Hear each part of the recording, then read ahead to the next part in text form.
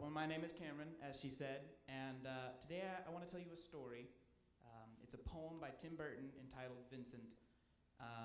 And I really enjoy this poem because I think it has a duality about it.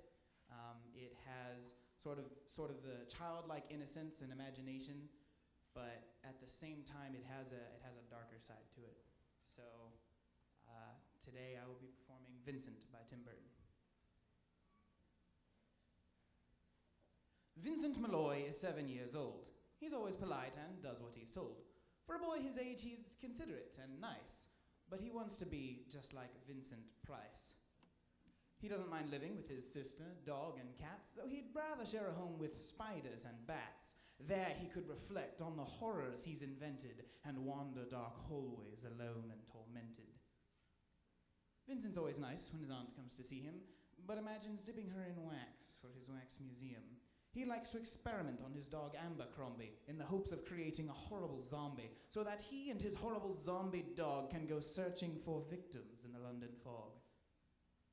His thoughts, though, aren't always on ghoulish crime. He likes to paint and read to pass some of the time.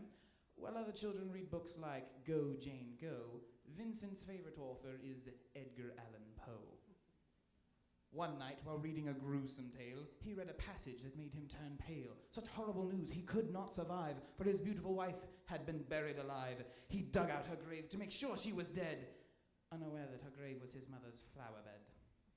Vincent's mother sent him off to his room. He knew he'd been banished to the Tower of Doom, where he was sentenced to spend the rest of his life alone with the portrait of his beautiful wife. While alone and insane, encased in his doom, Vincent's mother burst suddenly into the room. She said, "If you want, you can go out and play. It's sunny outside and a beautiful day." Vincent tried to talk, but he just couldn't speak. The years of isolation had made him quite weak. So he took out some paper and scrawled with a pen, "I am possessed by this house and can never leave it again." Vincent's mother said, "You're not possessed and you're not almost dead. These games that you play are all in your head. You're not Vincent Price, you're Vincent Malloy. You're not tormented or insane, you're just a young boy. You're 7 years old and you're my son. I want you to get outside and have some real fun."